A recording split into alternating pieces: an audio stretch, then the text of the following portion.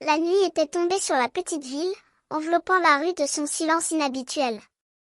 Les lumières des maisons s'allumaient l'une après l'autre, créant un puzzle de couleurs et de formes dans l'ombre.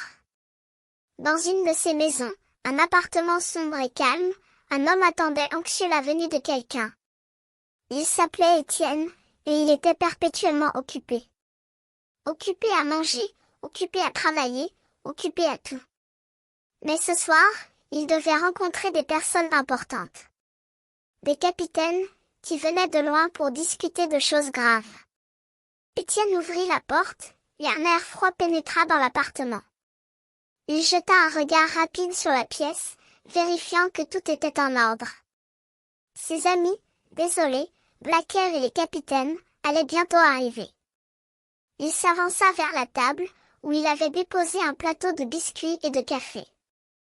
Les miettes de son dîner du soir étaient encore éparpillées sur la nappe. Soudain, il entendit des pas dans l'escalier. Étienne se précipita vers la porte, un sourire crispé sur le visage. « Bonjour, bonjour, bonjour !» cria-t-il, comme si la porte allait s'ouvrir à tout moment. Les pas se rapprochaient, et il put enfin apercevoir les silhouettes de ses amis. Désolé, avec son visage rond et ses cheveux bouclés, entra le premier, suivi de Blacker, le plus grand et le plus sombre des deux, et enfin des capitaines, qui semblaient tout droit sortis d'un film de guerre. Étienne leur serra la main, secouant vigoureusement, comme s'il voulait énergiser le moment. Les capitaines, qui paraissaient vaguement étonnés par cette réception tumultueuse, répondirent poliment, secouant à leur tour la main. Étienne les invita à s'asseoir, et ils passèrent à table, échangeant des phrases courtoises et des sourires crispés. Mais Étienne était déjà distrait. Il regardait ses amis avec un air d'appréhension, comme s'il se demandait ce qu'ils allaient lui dire. Les capitaines, qui semblaient avoir des nouvelles importantes, parlaient avec voix grave et sérieuse. Étienne écoutait attentivement, ses yeux grandissant de surprise et d'inquiétude. Il avait l'impression que quelque chose de grave allait se produire, quelque chose qui changeait tout. Et alors, comme si la nuit elle-même avait décidé de rejoindre le groupe, la musique envahit la pièce.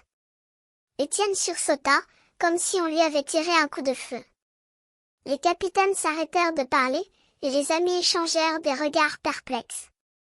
La musique, c'était musique, une chanson obscure et mystérieuse qui semblait sortir directement de l'ombre.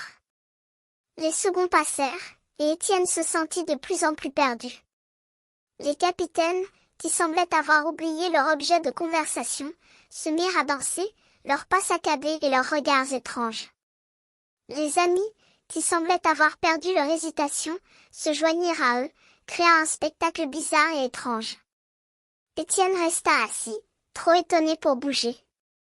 Il regardait les silhouettes qui dansaient dans la nuit, les capitaines qui semblaient avoir perdu leur fonction, et ses amis qui s'amusaient comme s'ils étaient sous l'emprise d'une drogue. Il se sentait perdu, comme si la nuit elle-même l'avait emporté dans un monde étrange et inconnu. Et alors, comme si la nuit avait décidé de s'arrêter, la musique cessa brusquement. Les capitaines s'arrêtèrent de danser, et les amis cessèrent de bouger. Étienne se sentit soulagé, mais il savait que quelque chose avait changé. La nuit avait apporté un secret qui allait modifier sa vie à jamais.